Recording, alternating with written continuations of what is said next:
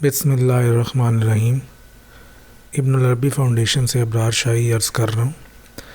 آج ہم آپ دوستوں کے لیے اپنی کتاب عنقائے مغرب کا ایک ابتدائی اور ویڈیو تعارف لے کر حاضر ہوئے ہیں۔ بہت سے دوستوں کی یہ ڈیمانڈ تھی کہ ابن العربی فاؤنڈیشن سے شائع کیے جانے والے اقتباسات جو کتابی صورت یا پوسٹ کی شکل میں شائع کیے جاتے ہیں ان کو ویڈیو کی شکل میں بھی شائع کیا جائے، تاکہ جو حضرات وہ پوسٹ پڑھ تو لیتے ہیں لیکن اس طرح سے سمجھ نہیں سکتے، تو جب وہ اس کو سنیں گے یا اس کی چھوٹی موٹی تشریح بھی ساتھ آ جائے گی تو ان کے لیے اس کو سننا سمجھنا بہت آسان ہو جائے گا۔ تو اس سلسلے کی پہلی کڑی تو یہ ہے کہ ہم اپنی کتاب عنقائے مغرب کا ایک ابتدائی سا تعارف لے کر آئے ہیں۔ اگر کسی نے مکمل تعارف دیکھنا ہے وہ تو ہم نے ایک PDF کی شکل میں اس کا ایک تعارف بھی شائع کیا تھا، اور پھر کتاب کے مقدمے اور ابتدائیہ میں بھی ایک تعارف شائع ہوا ہے، وہ PDF آن لائن ہے، آپ دیکھ سکتے ہیں، پڑھ سکتے ہیں۔ لیکن صرف یہ اس کا ایک رونمائی تعارف کہہ لیں یا ابتدائی تعارف کہہ لیں، صرف اتنا ہی ہے۔ تو چلیے ابتدا کرتے ہیں۔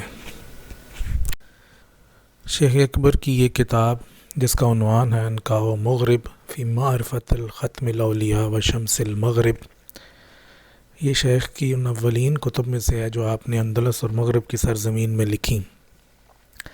اپنے موضوع کے حوالے سے یہ ایک متنوع کتاب ہے کہ ذات الہیہ، صفات الہیہ، افعال الہیہ، اس کے بعد ایک چیپٹر اسماء الہیہ، اور آخر میں حقیقت محمدیہ کا مکمل اور تفصیلی بیان ہے۔ اسی کتاب میں آپ نے خاتم الاولیاء یعنی حضرت عیسیٰ علیہ السلام اور شمس بیتی یعنی امام مہدی علیہ السلام کا تذکرہ کیا ہے۔ یہی کتاب امامت کے اثبات اور استحقاق پر تفصیلی بات کرتی ہے۔ کتاب کی زبان اشارات اور اسرار سے بھرپور ہے۔ مسجع اور مکفّہ نص سے زبان کا حسن بڑھایا گیا ہے۔ لطیف اور کثیف معانی کو روحانی شعور سے جلا بخشی گئی ہے۔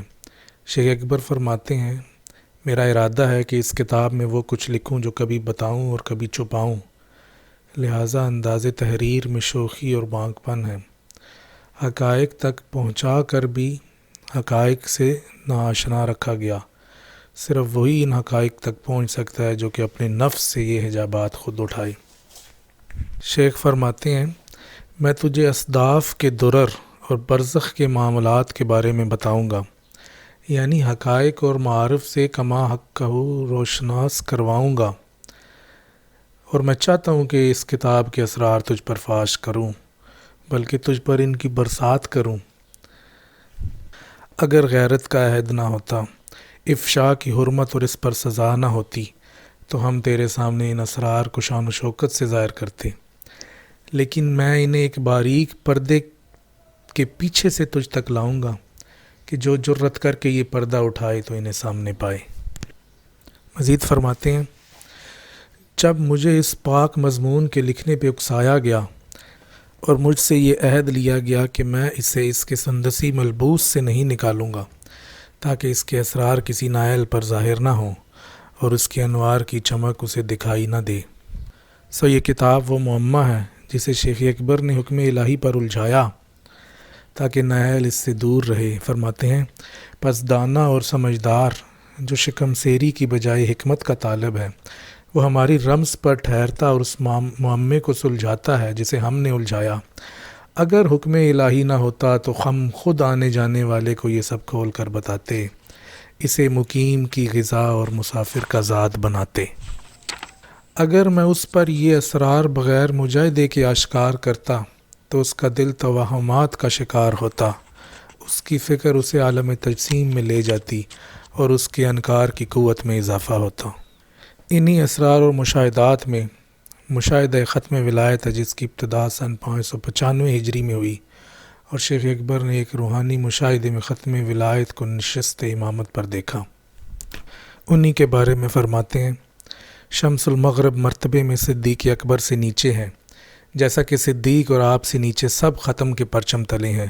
صدیقیت اہل ولایت کو ملی، وہ جن کے لیے اللہ کے ہاں ازلاً سابق عنایت تھی، اسی لیے ہم نے شمس المغرب کو اس سے نیچے رکھا اور اسے اس کی جانب مائل کہا، جیسا کہ ختم مرتبہ صدیق سے اوپر ہے کہ یہ اس راہ کو ہموار کرتا ہے جس پر عتیق چلتا ہے۔ ختم نبوی الاصل اور الوی و مشد والا ہے، اسی لیے ہم نے اسے صدق سے اوپر قرار دیا کہ حق نے اسے ایسا بنایا۔ پس جو نبوت کے طاق سے نور اخذ کرے وہ اس سے بڑھ کر ہے جو صدیقیت کے طاق سے اخذ کرے۔ نور کے تابع اور صاحب نور میں اسی قدر فرق ہے جو شاہد اور غائب میں ہے۔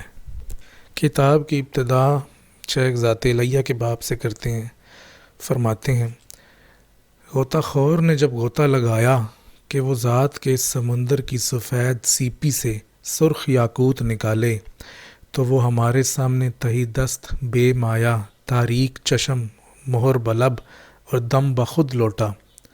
جب اس کی سانس بحال ہوئی وہ تیرگی سے اجالے میں آیا تو اس سے پوچھا گیا تجھے کس شے نے بے خود کیا اور تجھے یہ کیا ہوا؟ وہ بولا بہت دور ہیں جس کے یہ متلاشی ہیں، بہت دور ہے جس کے یہ متمنی ہیں، اللہ کی قسم کوئی اس تک نہیں پہنچ پایا۔ روح اور جسم اس کی معرفت کہاں پا سکتے ہیں؟ جب عقول اور ادراکات اس کی صفات میں ہی سرگرداں ہو جائیں تو یہ اس کی ذات تک کیسے پہنچ سکتے ہیں؟ وہ ذات تو امام چاروں اطراف سے خیرہ کرنے والی نور میں گھری ہے، وہ حجاب عزت سے محجوب اور اسماء و صفات سے محفوظ ہے۔ صفات کے باب میں فرماتے ہیں اس کی صفات کو اسی حیثیت میں جانا جا سکتا ہے جس حیثیت میں یہ صفات مخلوق کے پاس ہیں۔ اگر وہ الحی المتکلم المرید ہے تو مخلوق میں بھی یہ وصف ہے، اگر وہ الراحم القاہر ہے تو مخلوق بھی ہے۔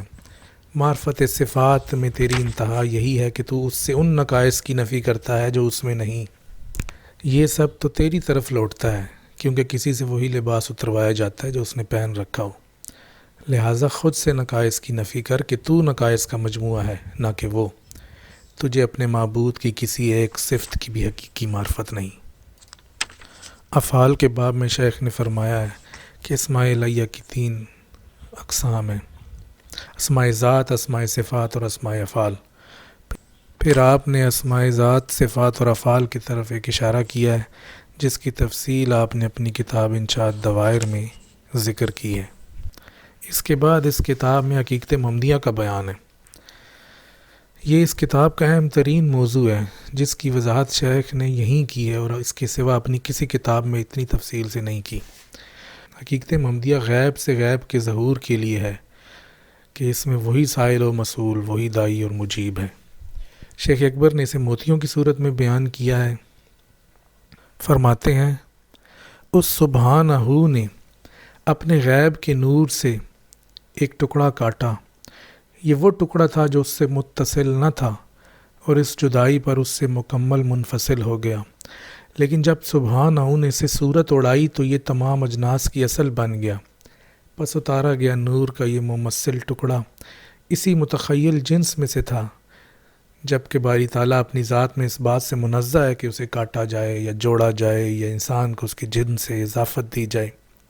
یہ ایک مثلی اور ابدی ٹکڑا تھا جسے ازلی معنی پر کاٹا گیا اور اس معنی کی حضرت کا دروازہ اور اس کے چہرے کا حجاب تھا۔ فرماتے ہیں جب حق نے صورت سے مشابہ اس ٹکڑے کو الگ کیا تو اس سے محمد علیہ السلام کی نشت کو اٹھایا، پھر آپ نے تفصیلاً ذکر کیا محمد صلی اللہ علیہ وسلم نسخہ حق ہیں اور آدم آپ کا نسخہ تمام ہے، ہم آپ دونوں انبیاء کا نسخہ ہیں اور عالم ہمارا نسخہ ہے۔ اس کے بعد سارا عالم تخلیق ہوا اور جب مقررہ وقت آن پہنچا تو جس میں محمد صلی اللہ علیہ وسلم کو تخلیق کیا گیا۔ سو حقیقت محمدیہ ہی اس تمام عالم کی تخلیق کا راز ہے، یہی وہ رمز ہے جسے اہل اللہ جانتے ہیں، یہی وہ حجاب ہے جس تک اہل عقل کبھی نہیں پہنچ پاتے۔ آخری باب میں شیخ اکبر نے امامت اور حکمرانی کا بیان کیا ہے۔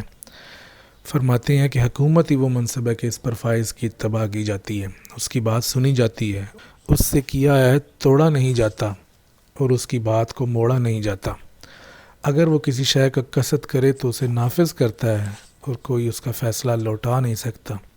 اس کی تیغ بے نیام ہے اور خاموشی بھی اس کا کلام ہے۔ معترض اس کی راہ نہیں پاتا اور اگر اعتراض کرے تو سزا اٹھاتا۔ اللہ سبحانہ نے اسے کبرا اور اکبر، صغرا اور اصغر میں ثابت کیا ہے۔ چاہے یہ مرتبے میں چھوٹی ہو یا بڑی، زیادہ ہو یا کم، پیروی کرنے والے کی اس میں ایک سی اطاعت ہے۔ آخر میں خاتم الاولیاء کے اسرار کا بیان ہے۔ شیخ اکبر نے اسے عرفہ گھرانے کا مقیم کہا اور ظاہری نسب کو اہمیت نہ دی۔